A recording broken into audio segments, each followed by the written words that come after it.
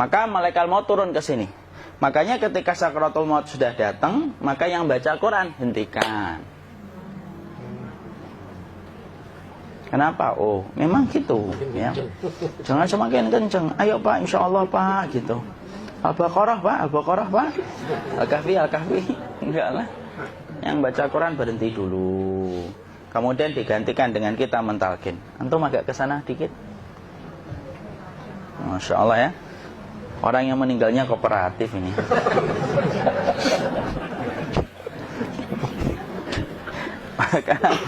maka agak ke sini ya. Maka disunahkan kita untuk mentalkinnya. Nanti ketika mentalkin jangan terlalu sering, jangan terlalu membebani. Jangan terlalu sering itu la ilaha illallah, la ilaha illallah. Tidak gitulah. Berat nanti dia ngerasakan. Di situ Imam Qurtubi juga menyampaikan, jangan terlalu sering karena itu memberatkan dadanya.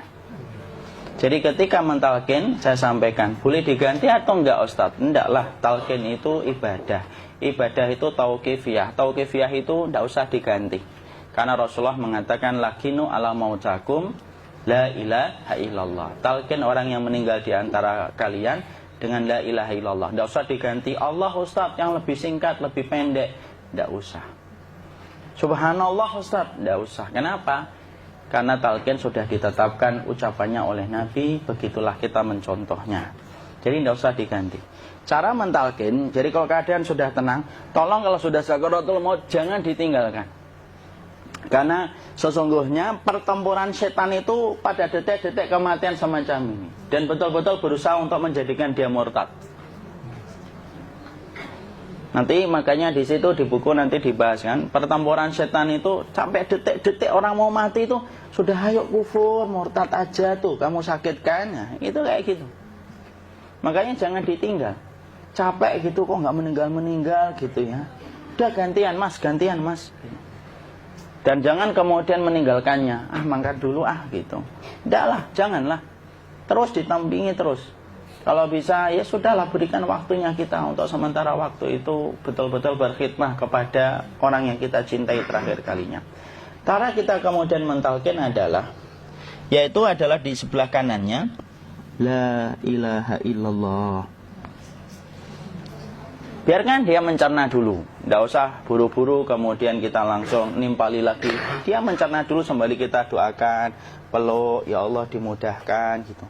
Kalau ada orang yang bisa ngucapin la ilaha illallah, itu siapa yang memberikan itu Ustaz? Yang memberikan kekuatan Allah Pak. Karena ngomong aduh aja sudah tidak mampu.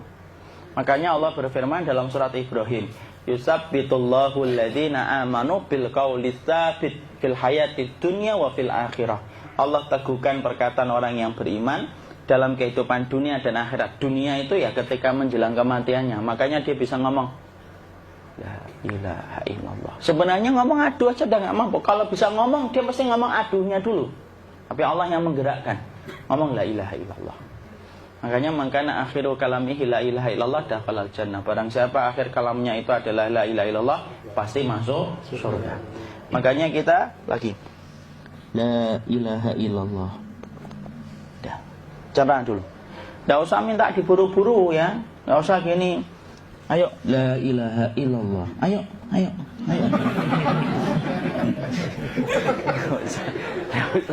Enggak usah gitu. Ya, biarkan dia pelan-pelan gitu. Ayo tapak, ya Allah capek saya Pak. Enggak usah gitu.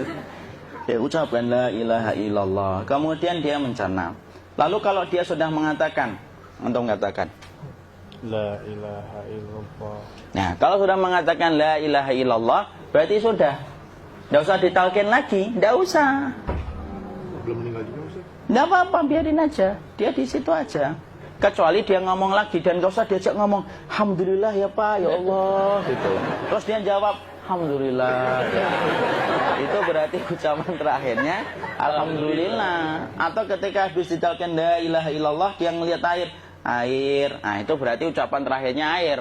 Talkin lagi, nggak usah marah. Aduh Pak minta air. Mau minta air nanti aja dikubur gitu loh.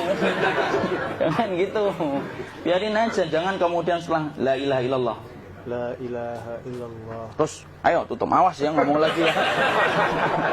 Nggak bisa gitu juga. Maka kemudian setelah la ilaha illallah sudah, nggak usah diajak ngomong gitu. Terus kemudian nggak usah ada anaknya perempuan, ya Allah Pak, sudah bisa ngomong la ilaha illallah, usah gitu. Cukup dalam hati alhamdulillah gitu. Diam kita dengerin gitu. Disitulah nanti biasanya detik-detik dia terakhir. Dia nanti ngeliat di sini Pak, prosesnya itu nanti kaki langsung sebagian jempol dingin dia. Kaki, telapak kakinya langsung kalau kita geningkan dingin kayak kaki yang kena AC langsung. Kemudian dia langsung ningkup gini, dikit dia, mulai kaku dia. Atau kalau enggak, gini dia, langsung kayak jatuh. Kayak kepala nanti yang paling terakhir, kepala itu pasti ada gerakannya Pak. Ini meninggal itu pasti gitu. Pasti gitu. Karena apa? Sudah tidak ada beban ruh yang menahannya. Ya, cabut ya, set pelan, maka kemudian malaikat itu. Tapi tetap sakit lah, walaupun dikatakan ringan, tetap sakit. Maka kemudian sakit gitu, ngelewatin sini, jantung kemudian sudah tidak berfungsi, kemudian ginjal Pak, ngelewatin ginjal tidak berfungsi. Bapak bayangkan kan, kalau yang pernah sakit batu ginjal Pak, sepakat nggak kalau kita batu ginjal itu sakitnya luar biasa Pak? Itu baru titik batu kecil di ginjal. Kita bisa bayangkan tiba-tiba ginjal tidak berfungsi, sakitnya kayak apa Pak? Tiba-tiba ginjal nggak berfungsi, pankreas naik, kemudian tek jantung. Jantung ini dia masih hidup dia, di sininya masih hidup walaupun jantungnya sudah berhenti. Naik. Kemudian mata, dia ngelewatin mata. Organ tubuh yang paling setia sama ruh itu mata. Maka kemudian mata dia ngelihat dia, ngelihat keluarnya, naik dia. Ya dilihat ini sama dia. Makanya Rasulullah mengatakan innar ruha idza qubida tabi'ahul basar. Ruh itu kalau dicabut, mata itu ngikutin kemana perjalanan ruh itu. Makanya ada yang meninggalnya gini. Ya itu bukan tanda su'ul khatimah, itu tanda fitrahnya mata ngikutin ruh. Atau kemudian bukanya sedikit. Ada yang kayak senyum Pak, ada yang kesini yang keringetan, nah itu tanda husnul khotimah. Ada yang senyum. Jadi sakitnya setelah selesai itu plong gitu loh. Makanya kemudian ada yang tersenyum. Maka itu tanda. Kalau kita ngelihat orang yang membuka mata kayak gini, tidak usah takut. Cepat-cepat kemudian kita nanti tutup. Biasanya kalau terlalu lama, itulah yang menjadikan ini tidak bisa ditutup. Makanya harus pakai kapas akhirnya. Karena apa? Karena pas meninggal nggak langsung ditutup. Biasanya karena perawat takut, dokternya juga nggak tahu itu, dibiarin itu. Makanya ada beberapa mata yang ditutup pakai tensoplas kan? Sebenarnya kalau langsung bisa nutup dia, fitrahnya nutup mata itu.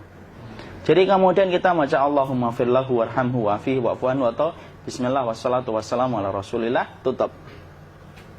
Bismillah. Tidak usah takut. Kecuali buka lagi ya, ini baru kita kabur bareng. Kalau buka lagi Pak, Insya Allah Pak, ya Allah ya kita kabur bareng-bareng Pak. Diusap Pak, diusap gini. Enggak disenggol gini enggak. Begini kan, sudah meninggal dunia. Tangan boleh begini, boleh diluruskan, enggak ada ketentuannya. Boleh gini, boleh kemudian lurus. Nggak usah disalahin kalau ada yang lurus. Lu itu tangannya gimana sih? Posisikan kayak sholat. Nggak ada perintah kayak gitu. Jadi kemudian dikondisikan saja. Terus maka kemudian dipijit-pijit, akiknya dikeluarin, kemudian jamnya dilepas, gigi palsunya dilepas kalau ada, ya. Kemudian apa? Setelah itu, coba buku.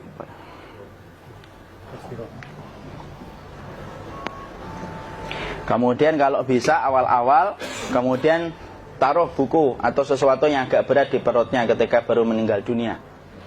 Kenapa kemudian ditaruh kayak gini?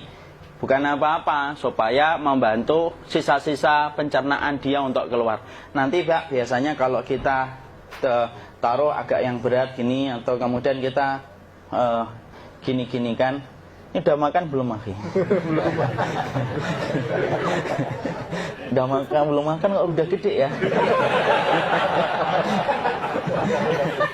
Maka pencet-pencet kayak gini biasanya nanti ketika dimandikan, nah pas dimandikan diginikan saja. Nah ini dia sudah keluar di belakang, dia gini, terus nanti keluar dia. Nah ini keluar langsung di belakangnya. Dan memperlakukan orang kalau sudah meninggal dunia itu yang lembut gitu. Kenapa? Inna kasra admil mayyiti kakasri admil hayyi. Mematahkan tulangnya ketika orang sudah meninggal dunia itu lebih dia rasakan sakit ketika mati daripada ketika masih hidup. Tuh Islam itu sampai sama orang mukmin itu kalau sudah meninggal aja sampai selembut itu. Kok hidup kasar itu kebangetan dia jadi orang itu.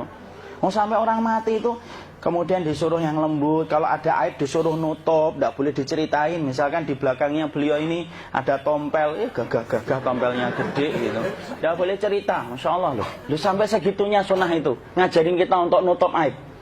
Kalau ada orang belajar sunnah sukanya buka aib, nyari-nyari kesalahan orang, sunnah yang mana dia pelajari itu saya bingung. Makanya kemudian gini, setelah selesai maka kemudian tutup dengan kain. Maaf ya, ya. Ya. Nanti kalau nggak kuat napas ngomong ya. Maka ditutup kayak gini, ditempatkan kemudian jangan di tanah tapi di atas dipan. Karena apa?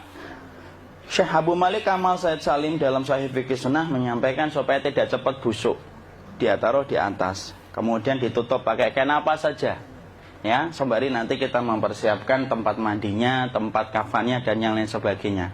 Maka kemudian kalau ada yang datang boleh dibuka.